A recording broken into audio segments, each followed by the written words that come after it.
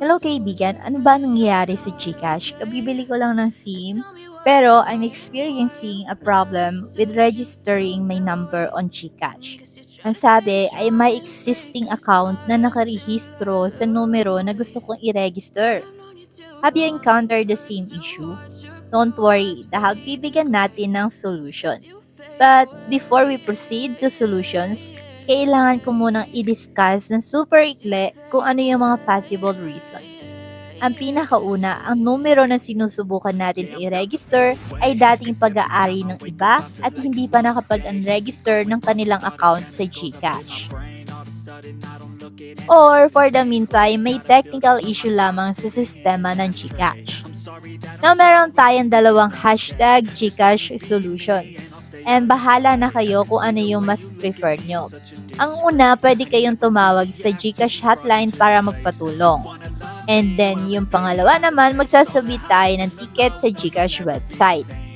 At sasamahan ko kayo kung paano ba magsabit ng ticket. So, kung ito yung mapipili nyong option, let's go.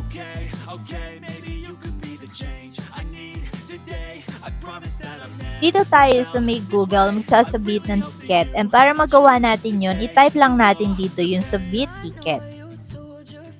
And hihintayin lang, Then, i-tap na natin to submit ticket GCash. And tap GCash Health Center. At the right corner, tap 3 dashes. Then, tap contact us.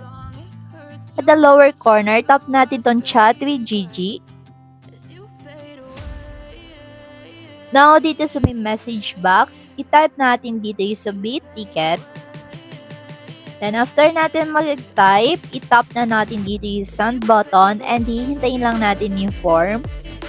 After ticket submission, we will review your request and we'll be in touch with you within the next 24 hours.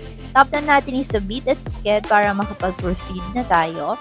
And dito, ito yung mga information na kailangan natin ibigay kay GCash. Then, madadagdagan to pag pumili na tayo dito ng ating concern category. So, ito, your email, registered full name, and then mobile number. So, yung registered full name, dapat yan yung nakaregister din dun sa inyong SIM card. Alright? So, lahat naman ng SIM card ngayon nire-register na bago kayo gumawa ng GCash. Okay?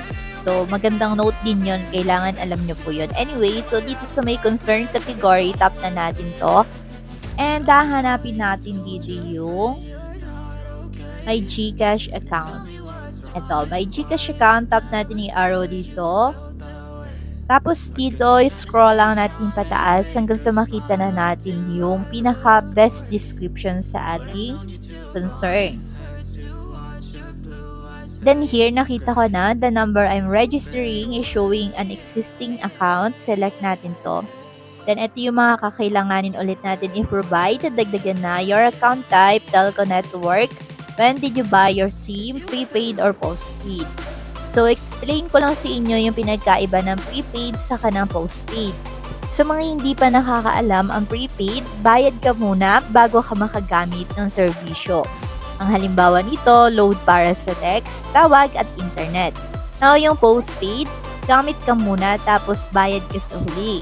So, ang mga example nito, buwanang plan para sa text, tawag at internet.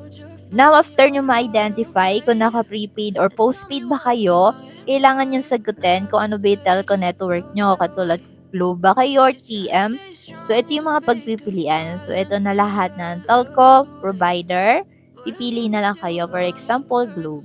Then, your account type, ano ba kayo? Filipino citizen 18 years old with Philippine SIM or ayan, select nyo lang kung ano yung pinaka-describe ng inyong account type. Okay? So, dito mag-a-add tayo ng ating add other information sa ating concern.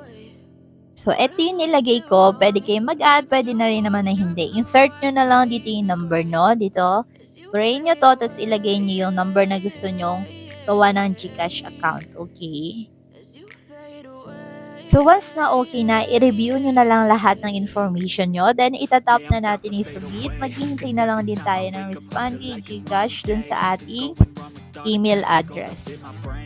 Okay? So, kung meron pa kayong katanungan, iwan nyo lang yan sa ating comment section with hashtag GCash Problem Solutions.